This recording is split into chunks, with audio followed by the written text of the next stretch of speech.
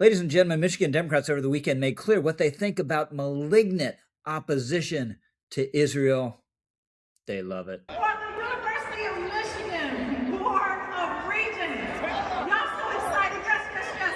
Amir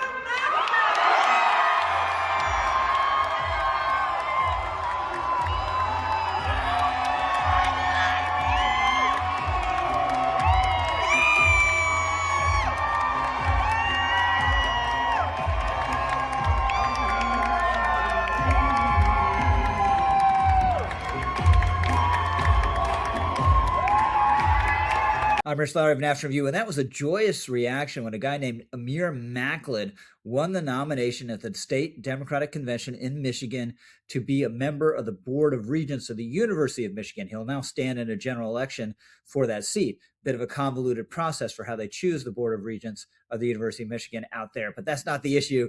The main thing is that Macklin is a vicious, virulent Israel hater who's expressed anti-Semitic sentiments and expressed support for vicious anti-American and anti-Semitic terrorists. This guy, in short, is a poisonous toad. So what's going on with the Democratic Party? Well, it is becoming the Dearborn Democrats. Now, I don't mean that literally, although Macklin does practice law in Dearborn, Michigan. I mean it in the same sense that Gene Kirkpatrick called the Democrats the San Francisco Democrats in the 1980s, a city that encapsulates the reigning attitudes of the party. Back then in San Francisco, it was opposition to the Cold War, a blame America first attitude and cultural radicalism. Now in Dearborn, it is a thoroughgoing hostility to the Jewish state and to Jews themselves. So let's look a little bit more at Amir Macklin's body of work. This is from a Detroit News report. It notes that Macklin retweeted several posts from X in June and July 2025, praising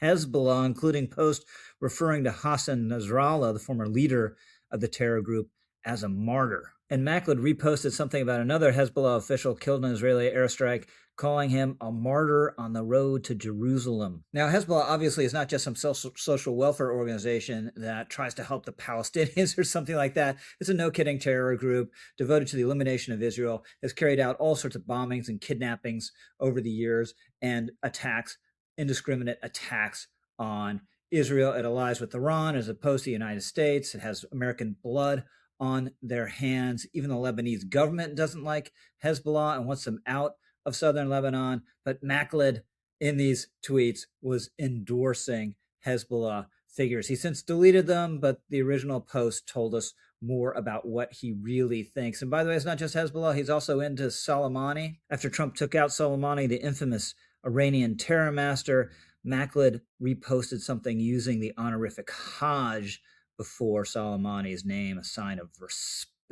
Soleimani, of course, responsible for hundreds of deaths during the Iraq War. Did that give Macklin any pause? No, apparently not. And by the way, he is not very into the Jews. He reposted something from Candace Owens. Yes, it's that bad. He was reposting Candace Owens saying of the Israelis, these are not our friends or allies. These are demons and they are enemies. They lie, they steal, they cheat, they murder, and they blackmail. Pray for the innocent. Macklin is yet another example of the horseshoe theory in effect. It wasn't just Candace Owens. He's retweeted Marjorie Taylor Greene, promoted Tucker Carlson, this anti-Semitic goon Dan Bilzerian. And what made this whole episode perfect in terms of the direction of the Democratic Party is Macklin defeated a Jewish incumbent member of the Board of Regents who had been victimized by anti-Semitic vandalism. He's a guy named Jordan Acker. Here's a Detroit News story from late 2024. This is Terrorism, the headline. University of Michigan Regent's home vandalized.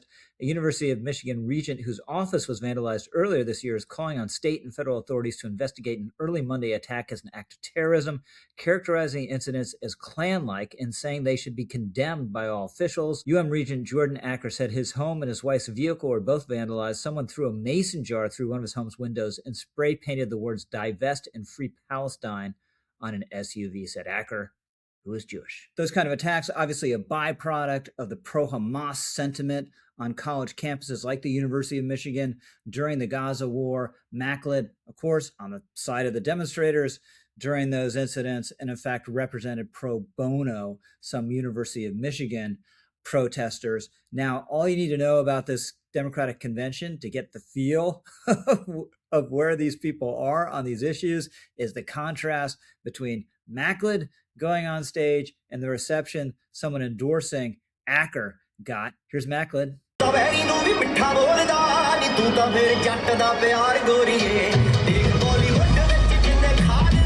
Here in contrast is the endorser of Jordan Acker, a guy named Jonathan Kinlock, getting booed off the stage talking about Acker. And for the 12th time, we must continue to be committed to supporting Jordan Acker, because Jordan Acker is committed to a guaranteed. By the way, the non-Jewish incumbent in the Board of Regents race, who basically had the same positions as Acker, didn't lose, was not defeated at that convention. So this is a much broader phenomenon than just the Board of Regents race there in Michigan. Bigger thing going on in Michigan itself. We have a Macklin type candidate in that Senate race, Abdul Al-Sayed.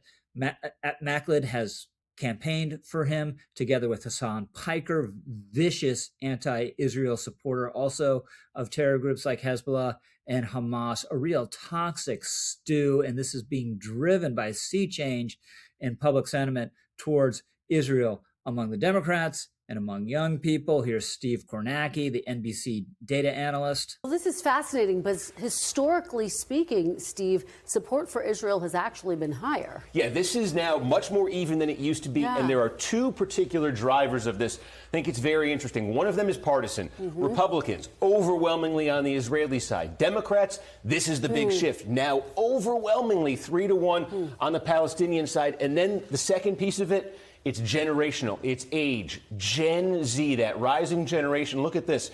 Across party there, 3/4 of Gen Z say they sympathize more with the Palestinians than the Israelis. That's a massive sea change. It gets worse. Look at this. This is a breakdown of fave-unfave ratings of Israel, China, and Iran among Democrats under 50. 62% unfavorable to Israel, only 54% unfavorable to Iran, and 43% unfavorable to China. Unbelievable. Now we see this sentiment reflected now not just in rising Democrats who might become future office holders, but in the mainstream of the current Democratic Party. 40 out of 47 Democratic senators just voted for a Bernie Sanders-sponsored resolution to cut off military sales to Israel. What is happening is the foreign policy of the Democratic Party is being reoriented around a virulent opposition to Israel, with all that implies, including opposition to alleged malign Israeli or Jewish influence on our domestic politics, and underneath it all, a foundation of anti-Westernism. What we are seeing aborting is the Dearborn Democratic Party, and that's going to be a very bad thing for our politics, for our national interest, and for our country. I'm Rich Lowry, over and out.